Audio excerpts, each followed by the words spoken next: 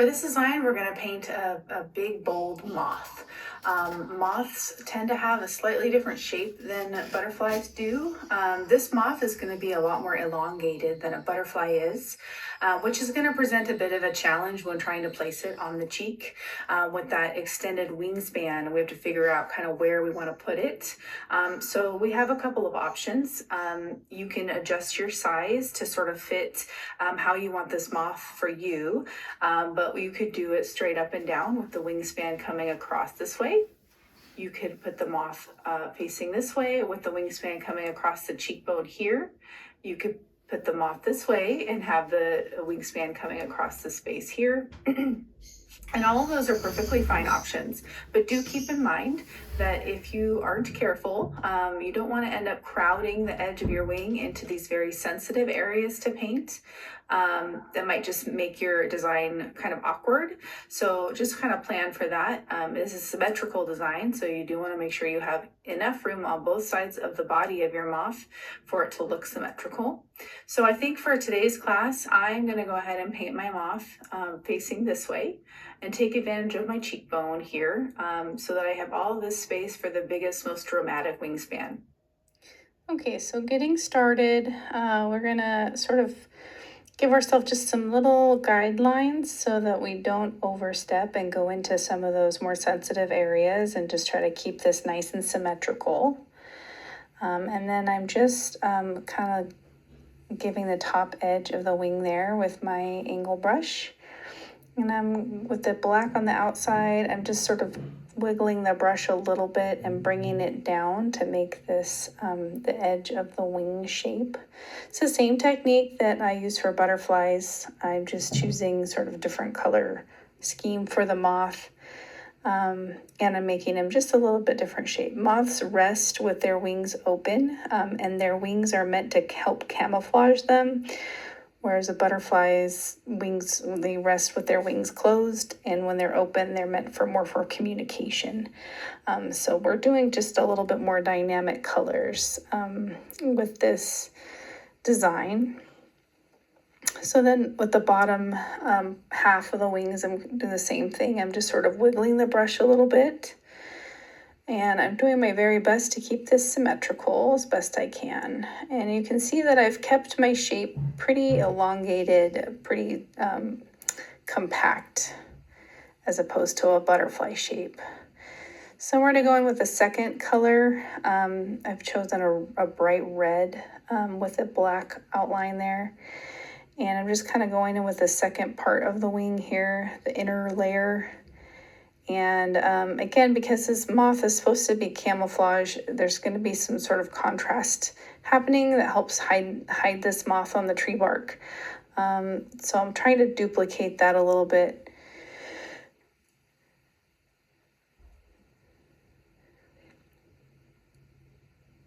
Normally with a butterfly, I would mimic, I'd follow the general outline with a second one, kind of, so they're sort of layered against each other, and these are sort of clashing outlines.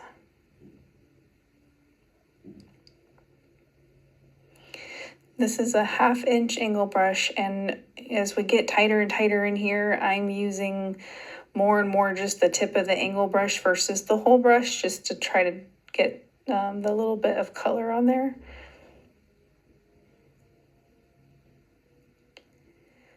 And then I'm picking up brown again, but instead of picking up the black on the tip, I've just picked up dark brown to sort of fill in the middle of this moth's wings. And I'm going to use this same, just kind of with the dark brown on the outside to do the antenna. Now, the biggest difference between a moth and a butterfly is the antenna. That's the number one thing that tells that you can tell them apart. Moths have fluffy antennae. So we're going to make sure to give him these little feathery antennae. Just again with the very tip of that angle brush. Just a real light hand.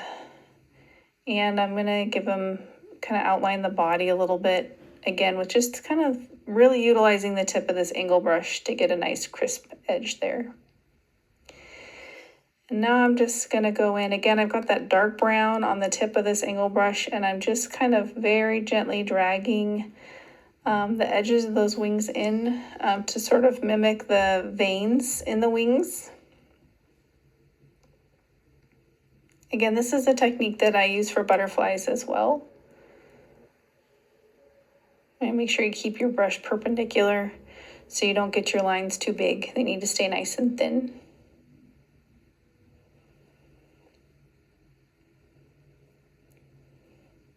And now we're going to add just a little pop of color. I've got some neon yellow that I've added a little bit of waxy white just to get it to stand up really good against these dark colors. And just with a liner zero brush, I'm just going and putting some real fine dots. I don't want to overwhelm the design.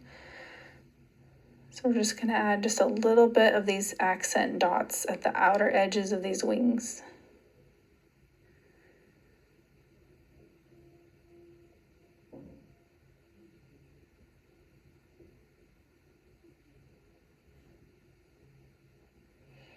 I'll give them a little bit towards the middle as well, to sort of keep a balance.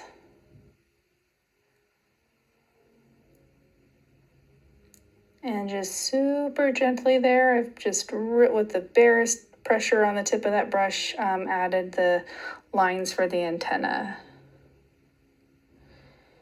So now to really make this design pop, I'm going to go in with a number 4 round and lay down a crisp white outline. You can see I'm just sort of wiggling the brush a little bit to kind of maintain that feathery edge to the wing.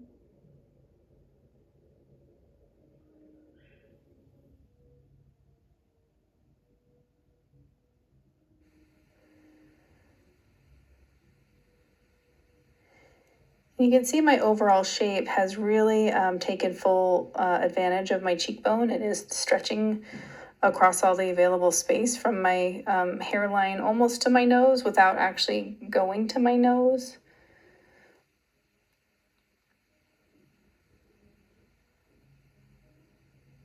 And it's not too terribly close to the eye.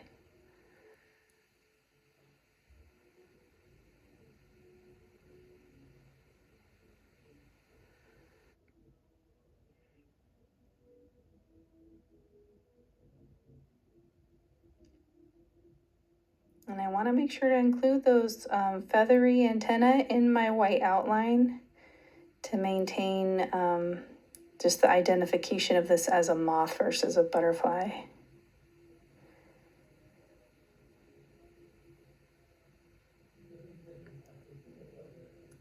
And now, just to give this sort of some general flow, I'm going to just add some little starbursts.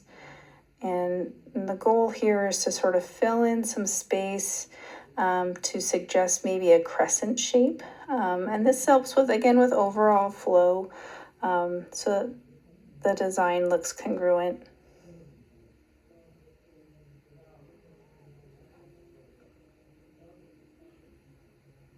I'm still using the number 4 round for this. Sometimes I will switch to a liner 0 or a smaller brush than the 4, just to keep these real nice and crisp starbursts, but you can do them with a light hand with the tip of a number 4.